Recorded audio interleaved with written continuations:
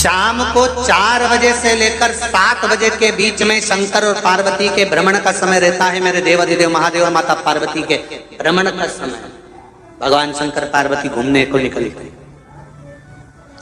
इसलिए हमारा सनातन धर्म कहता है शाम के समय पर माताओं को झाड़ू नहीं लगाना चाहिए, शाम के समय पर माताओं को चूड़ी बिछिया नहीं बदलना चाहिए, शाम के समय पर माताओं को मांग में सिंदूरा नहीं भरना चाहिए, शाम के समय पर माताओं को बाल नहीं बांधना चाहिए, शाम के समय पर माताओं को चौखट पर नहीं बैठना चाहिए। उसका कारण क्या है? क्योंकि पार्वती जी ने भगवान भोलेनाथ जी से कहा था कि तुम मुझे रोज शाम के समय प्रदोष काल में भ्रमण के लिए लेकर जाते हो, मेरे लिए आज्ञा क्या है? शंकर भगवान ने कहा सुनो पार्वती, मंदिर के अंदर नंदी रहता है, जाने वाला यात्री जब मंदिर में मेरा दर्शन करने आता है तो नंदी के कानों में कहकर जाता है कि शिव जी को मेरे यहाँ लेकर आना।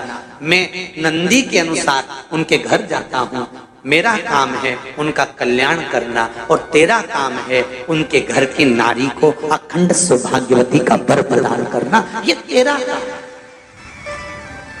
तब पार्वती माता ने कहा अखंड सौभाग्यवती होने का वर मैं तो दे दूंगी, पर उस समय पर माताएं चूड़ी बदल रही होगी, हाथ से चूड़ी निकाल रही होगी तो मैं वर कैसे दे सकती हूँ? मांग भर रही होगी तो मैं वर कैसे दे सकती हूँ? उस समय पर चूड़ी बिछिया बदला जा रहा होगा तो मैं वर कैसे दे सकती हूँ? उस समय पर झाड़ू लग रही होगी तो मैं लक्ष्मी को वहां कैसे भेज सकती हूँ? आप बताओ। तो शंकर भगवान ने कहा प्रदोष का समय एक ऐसा समय होता है, शाम का समय ऐसा होता है जिस समय पर केवल शंकर और पार्वती की आराधना का समय होता है।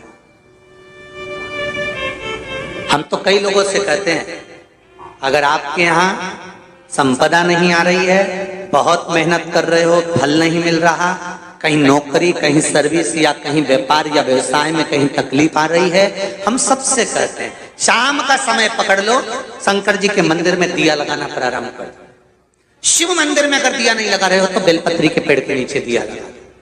बेलपत्री और शंकर जी के मंदिर में दिया नहीं लगा रहा तो शंकर जी के मंदिर के बाहर चौखट पर दिया लगा। इतना भी नहीं कर सकते तो अपने घर के बाहर अपने द्वार पर दिया लगा दो, पर शंकर जी के नाम का श्री शिवाय नमस्तुभ्यम बोलकर शंकर भगवान को याद कर कर अपनी कामना कर कर बाबा का स्मरण कर कर पंचाक्षर मंत्र नमः शिवाय, षडाक्षर मंत्र ओम नमः शिवाय, द्वादशाक्षर मंत्र ओम नमो भगवते वासुदेवाय, जो मंत्र तुमको याद है उसका स्मरण कर कर लक्ष्मी हो चाहे नारायण हो चाहे राम हो चाहे कृष्ण हो स्मरण कर कर शाम के समय बाहर दिया लगा दो, दरवाजे के पास लगा दो। वो सुनेगा जरूर, आएगा तो उसका वेलकम जरूर होगा और वो कुछ देकर जरूर जाएगा। नियम तो बनाओ, उसकी चौखट पर जाकर कहना प्रारंभ।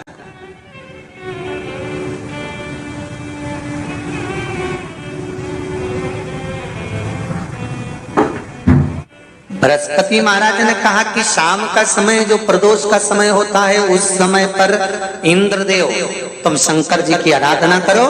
शिव आराधना से शंकर जी जो मार्ग प्रशस्त करेंगे, शिव आराधना से जो शंकर जी कहेंगे वो तुम करना। ठीक है, आराधना करी बाबा भोलेनाथ जी।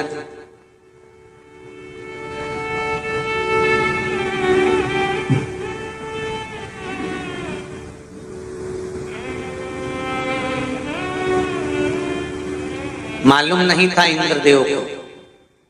बृहस्पति महाराज ने प्रदोष की महत्वता समझाई तो प्रदोष का समय जानकर शंकर जी पर 7 बेलपत्र प्रदोष के दिन इंद्र ने समर्पित कर दी बिना सोचे। कितनी बेलपत्र? 7। प्रदोष का व्रत करो चाहे ना करो, मंदिर में चढ़ी हुई बेलपत्र को उठा लो,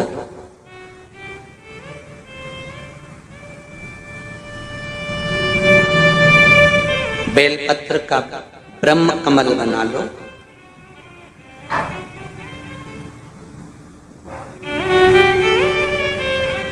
ब्रह्म कमल का मतलब होता है डंडी बीच में रहे, आसपास पत्तियां रहे। 7 पत्ती का ब्रह्म कमल बनाकर, जैसे ये पत्तियां हैं एक जैसी रखी हुई हैं तो इसको फैला लिया 7 पत्ती को, आपस में फैलाकर ब्रह्म कमल बना लें। प्रदोष का व्रत करें ना करें, जरूरी नहीं है कि वृक्ष से ही पत्ती लेकर आओगे तो ही शंकर जी को चढ़ाओगे।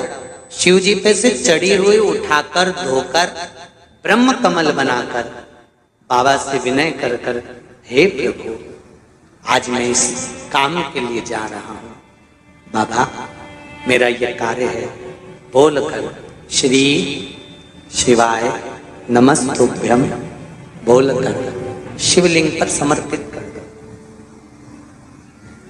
दिन भर के प्रदोष व्रत का फल बाबा एक बेलपत्री समर्पित करने पर ही प्रदान कर देता है।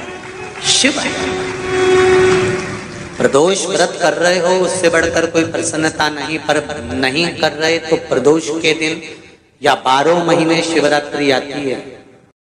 अगर आप भी पंडित प्रदीप मिश्रा जी की वीडियो देखना चाहते हैं, पंडित प्रदीप मिश्रा जी के उपाय आपको अच्छे लगते हैं तो आप वीडियो को लाइक ज़रूर करें और चैनल को सब्सक्राइब करके ज़रूर रख लें। अगर आपका कोई सवाल हो तो आप नीचे कमेंट ज़रूर करें, आप वीडियो शेयर भी ज़रूर करें।